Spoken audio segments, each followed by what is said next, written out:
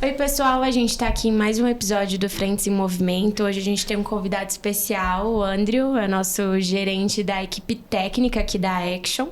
E mais uma vez o Pedro voltou. A gente teve um episódio um pouco diferente na semana passada, mas a gente voltou aos quadros normais. E, bom, essa semana a gente tem vários assuntos interessantes. Pedro, você quer iniciar? Primeiro, dar as boas-vindas aí pro Andrew, falar que agora de fato respaldados aqui, né? Nível jurídico. Obrigado. Mas, eu acho que uma semana movimentada, né? Movimentada pelas frentes, pelos partidos. A gente estava comentando aqui antes de comentar sobre a Federação União Progressistas, né? Esse movimento que eles estão fazendo em relação ao governo do Executivo, o governo federal. Mas não só os partidos se movimentam, mas também como as frentes, né? E essa semana houve, já em continuidade com toda aquela operação realizada na semana passada da Polícia Federal com as fraudes dos combustíveis do PCC, uma coalizão, né, de algumas frentes parlamentares se reuniu para combater, para fazer com que o projeto que combate essas fraudes de combustíveis avance dentro do Legislativo, né? Eu acho que é interessante como algumas pautas elas acabam se segmentando para depois se aglutinar de novo, né? A segurança pública acho que é um tema que tem sido muito sensível para a sociedade como um todo, e a gente vê que a questão dos combustíveis, golpe de telefone, roubo de celular, todas essas pautas têm projetos específicos, mas que de alguma forma a gente começa a ver os movimentos disso se aglutinar num grande projeto de segurança pública. O governo já tem colocado essa pauta, a PEC da segurança pública, que está começando a andar, ainda que de forma incipiente, mas a gente percebe que existe todo esse movimento setorial, de cada setor colocando aquilo que lhe é pertinente, no caso o setor de biocombustíveis, os setores de tecnologia, de internet, telefonia, todo mundo começando a entender que precisa de um marco legal que revitalize a segurança pública no Brasil e a forma como a gente pune, principalmente as organizações criminosas. E aí eu acho que a gente está começando a ver se desenhar o parlamento junto com as frentes e provocando o executivo para que isso realmente seja efetivo.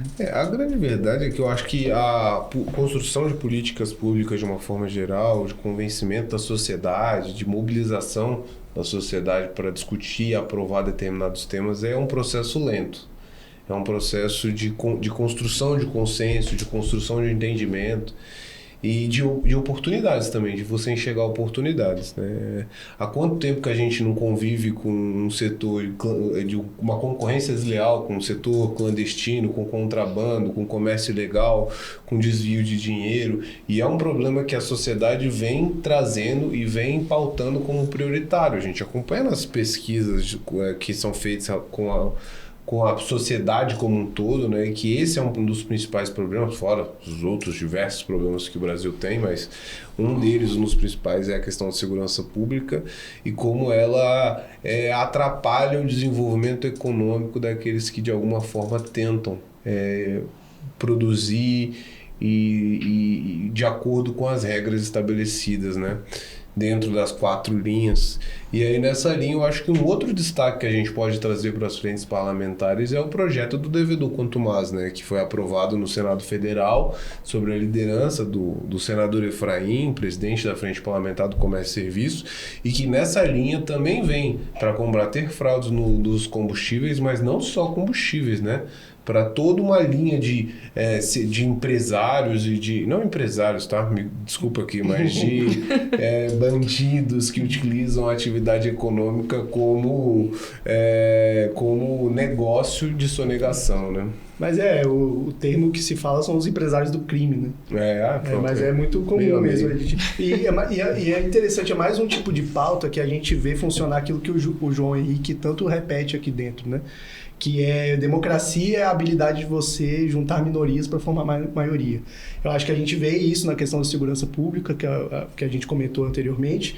O Devedor Contumaz também, você vê que é um projeto multissetorial. São várias frentes, vários setores diferentes da sociedade trabalhando e tentando colocar a sua digital no mesmo projeto. Então, se você vê que as coisas vão sendo construídas dessa forma, a sociedade muitas vezes tem uma impressão, vou colocar como complexa, do funcionamento do parlamento, porque é complicado às vezes você entender que o tamanho dos movimentos que você precisa fazer, que às vezes de fora parece ser microscópicos, para falar assim, isso não está andando, o Brasil não vai para frente, as pautas não caminham. E não, a gente vê que em projetos como esse, a gente vê que tem coisas caminhando e coisas importantes, coisas que são relevantes para a vida prática do cidadão. Então, isso é muito interessante de ver, quando a gente que está de perto, a gente vê isso bastante, né? É até interessante em conversa com a fala de vocês dois, que nos episódios anteriores, de forma, como você disse, microscópica, a gente vai falando sobre essas movimentações das frentes. A gente falou sobre uma audiência pública sobre segurança pública que foi feita pela Coalizão das Frentes. A gente falou sobre os avanços da FPBio em episódios anteriores acerca dos combustíveis e principalmente uma discussão muito pertinente dentro da frente é essas fraudes que acontecem no combustível, né? E, de certa forma, a gente vê episódios anteriores e falas anteriores que a gente pôs aqui como situações semanais que aconteceram nas frentes, se aglutinando, como você diz, num grande contexto que vai direcionando a pauta do legislativo. Então, é justamente isso, são pequenas coisas que vão acontecendo e construindo uma pauta anual, se a gente for parar para pensar, né? Sim. É um convencimento da sociedade e dos seus políticos, né? Mas, bom, não é só de segurança pública que foi a semana, né? Eu acho que a gente pode conversar um pouco mais sobre o que as outras frentes vêm fazendo. O Andrew teve a oportunidade de acompanhar ali o trabalho da Fremlog, o café da manhã que eles realizaram na quarta-feira, e um pouco desse papel de interlocução entre executivo e legislativo, cobrança e fiscalização. Acho que você pode falar um pouco mais sobre isso, Andrew. São duas coisas que eu acho que é interessante comentar. Primeiro, no caso da Fremlog, é importante a gente começar a perceber o estabelecimento da rotina, né? Uma frente parlamentar, para ela ser efetiva, e com certeza a gente já falou isso aqui de maneira incansável, você estabelecer uma rotina que seja facilmente identificável pelos parlamentares, que eles queiram fazer parte daquela rotina, que aquela rotina seja de certa forma agradável e que ela tenha encaminhamentos efetivos. Eu acho que a gente está começando a ver isso na Fremlog, que é uma frente que tem um poder de movimentação e uma capilarização de temas muito interessante. Bem amplo, né? Porque ela consegue ir realmente do aeroporto até o caminhoneiro. Então, a gente vê que é um escopo bem grande do que é possível ela estar trabalhando. E é um dos grandes gargalos, né, da economia brasileira, é a questão da logística, né? Com certeza. A gente ainda é muito dependente, né, do modal rodoviário. Então, uma das grandes discussões é como a gente começa a realmente criar um país conectado através de outros modais, né? Então, hoje o assunto exclusivo do café da manhã de hoje, especificamente, foi sobre as ferrovias. A gente recebeu alguns parlamentares, como a Daniela Renner, o senador Zequinha Marinho, o senador Marcelo Castro, o senador Wellington conduziu junto com o deputado também Pedro Uczai. Então foi bem frequentado o café de hoje. E também recebemos o secretário do Ministério de Transportes e alinhado com isso que você colocou, uma das provocações da frente foi o que o Ministério pode entregar, o que o Ministério pode apresentar sobre a situação das ferrovias. E o secretário se posicionou, se comprometeu a fazer um mapeamento de que ferrovias estão ainda a serem concluídas, o que tá ainda muito no início, como é que está esse cenário da ferrovia nacional.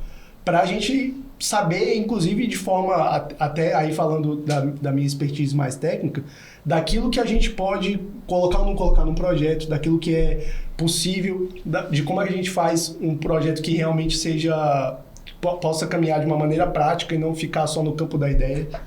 Então, esse tipo de mapeamento, esse tipo de conteúdo, que é um conteúdo que muitas vezes só o executivo tem, por conta da da sua própria atividade, né? Que é de regular a vida de uma forma geral. Então, a gente precisa desse insumo, dessa informação. E hoje, por exemplo, a frente teve um papel importantíssimo de cobrar isso e de receber uma devolutiva de, ok, vamos entregar para vocês. Então, é aquilo da fiscalização, de ficar em cima e de começar a entregar resultados práticos, né? É isso aí.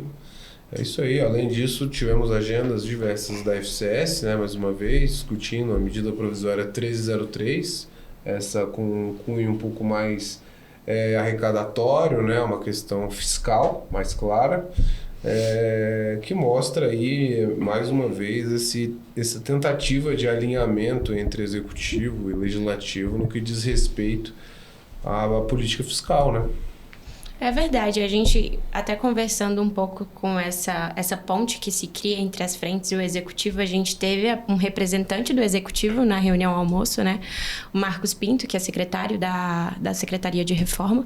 E é muito interessante porque justamente toda vez que a gente tem esse contato com o executivo, conversando com o que você disse, Andrew, eles sempre trazem insumos que às vezes o legislativo não tem mãos hábeis para construir. Dados que às vezes a gente não consegue porque o Ministério ele dispõe de mão de obra. Né? Exatamente. Eles conseguem trazer dados, informações que acabam norteando muitas vezes a pauta.